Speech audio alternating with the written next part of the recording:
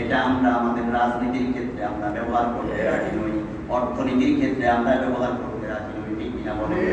কোরআন আমাদের ঘরে আছে, কোরআন মাদ্রাসায় আছে, কোরআন মসজিদে আছে, হাফেজ সাহেবদের সিনার মধ্যে কোরআন আছে, মাদ্রাসায় কোরআন পড়ানো হয়, কোরআনের তাফসীর করানো হয়, কিন্তু সমাজের মধ্যে কোরআন নাই। আছে না? সমাজের মধ্যে কোরআন নাই। প্রিয় ভাইরা আমার, আল্লাহর নবীকে জিবরাইল আমিন যখন 14 বার বললেন, ইয়া রাসূলুল্লাহ আপনি আল্লাহর নামে পড়ুন, আল্লাহর নবী আল্লাহর নামে পড়ে নিলেন। কারণ আল্লাহর নামে পড়লে পরে এই কোরআনের মধ্যে ফিজিক্স আছে, কেমিস্ট্রি আছে, বায়োলজি আছে, ম্যাথমেটিক্স আছে, সকল জ্ঞান বিজ্ঞানের কোরআনের মধ্যে আছে না নাই? আছে। ফিজিক্স আছে, কেমিস্ট্রি, ম্যাথমেটিক্স আছে। আল্লাহ বলেন না ইকরা বিসমি ফিজিক্স, ইকরা বিসমি কেমিস্ট্রি। আল্লাহ বলেন না ইকরা বিসমি ম্যাথমেটিক্স বা অন্য কিছু।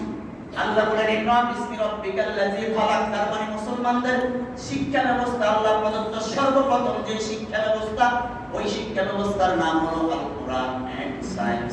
আল কোরআন একাডেমিক শিক্ষা। কেউ যদি কোরআন পড়ে, কোরআন যদি পেয়ে যায়, তাহলে সেই কোরআনের মধ্যে ফিজিক্স পেয়ে যাবে, কেমিস্ট্রি পেয়ে যাবে, বায়োলজি পেয়ে যাবে, ম্যাথমেটিক্স পেয়ে যাবে। এই সকল কিছু আল্লাহ রাব্বুল আলামিন কোরআনের মধ্যে ঢুকিয়ে দিয়েছেন। সুবহানাল্লাহ। এই জন্য আজকে কোরআনের রাজনীতি অনেকে স্বীকার করতে চায় না। আমি আপনাদের কাছে জানতে চাই, রাজনীতি শব্দের অর্থ কি? রাজার নীতি। রাজনীতি সেরা নীতি।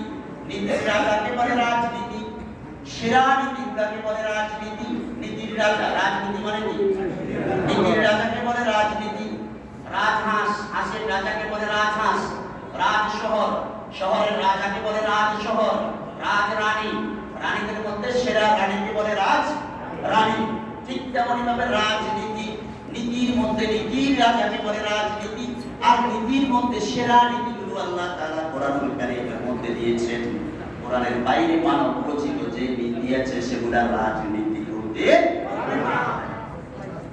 মানব রচিত কোন নীতি, প্রিন্সিপালস আর রুলস সেগুলা রাজনীতি হতে পারে না।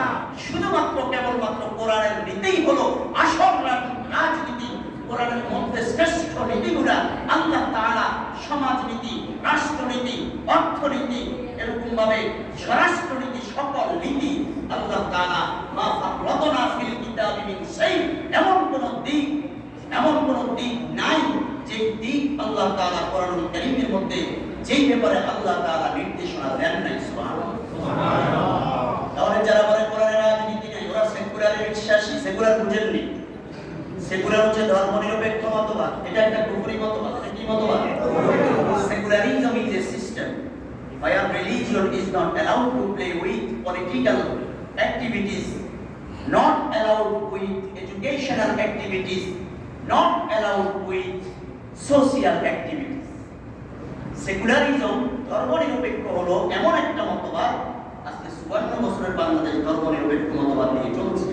আমরা যদি এই ধর্মনিরপেক্ষ মতবাদে বিশ্বাস করি, যারা ধর্মনিরপেক্ষ মতবাদ নিয়ে দেশ চালাইছে, তাদেরকে যদি আমরা সমর্থন করি, তাহলে আমরা ওই কুফরি মতবাদে যে গুনাহ হবে, সেই গুনাহের কাতারে আমরাও পড়ে যাব। ঠিক আছে? ধর্মনিরপেক্ষ মতবাদ মানে কি? ধর্মনিরপেক্ষ মতবাদ আমাদের দেশে গত 16 বছরে ধর্মনিরপেক্ষ মতবাদের উল্টাপাল্টা ব্যাখ্যা আমাদেরকে বুঝাইছে। আমাদেরকে বলছে যে ধর্মনিরপেক্ষ মতবাদ হলো লাকুম দীনুকুম ওয়ালিয়া দীন, যার যার ধর্ম সে মানবে, কেউ কারো ধর্মে বাধা দিবে না। এটা নাকি ধর্মনিরপেক্ষ মতবাদ। প্রিয় ভাই, এটা ধর্মনিরপেক্ষ মতবাদ নয়। এটা যারা বলেছে যে কেউ কারো ধর্মে বাধা দিবে না, সবাই যার যার ধর্ম পালন করবে, এটা আমার রাসূল 1400 বছর আগে জানিয়ে দিয়েছেন। আমার আল্লাহ 1400 বছর আগে কোরআনুল কারীমের মধ্যে জানিয়ে দিয়েছেন, লা ইকরাহা ফিদ্দীন, কেউ কারো ধর্ম নিয়ে বাড়াবাড়ি করতে পারবে না। যার যার ধর্ম সে পালন করবে, যার যার ধর্ম তাকে পালন করতে দিতে হবে। কেউ কারো ধর্মে বাড়াবাড়ি করবে না। এটার নাম ধর্মনিরপেক্ষ নয়। আপনি গুগলে সার্চ দিয়ে দেখেন, বিভিন্ন বড় বড় ডিকশনারিগুলোতে আপনি সার্চ দিয়ে দেখেন, সেখানে লেখা আছে secularism is a system where religion is not allowed to play with educational activities, political activities, social activities. ধর্মনিরপেক্ষ মতবাদ হলো এমন একটা মতবাদ যেটা ধর্মের ক্ষেত্রে রাজনীতিকে অ্যালাউ করবে না। রাজনীতি থেকে যেটা ধর্মকে বাদ দিতে চায়, শিক্ষার ক্ষেত্রে যেটা ধর্মকে অ্যালাউ করবে না, যেটা ধর্মকে বাদ দিতে চায়, সোশিয়াল অ্যাক্টিভিটি, সামাজিক কার্যক্রম থেকে, যেটা সামাজিক কার্যক্রমের মধ্যে ধর্মকে অ্যালাউ করবে না, সামাজিক কৃষ্টি কালচার থেকে ধর্মকে বাদ দিতে চায়, এটাই হলো ধর্মনিরপেক্ষ মতবাদ। ৫৩ বছরের বাংলাদেশ, ৫৪ বছরের বাংলাদেশ ধর্মনিরপেক্ষ মতবাদ দিয়ে চলছে।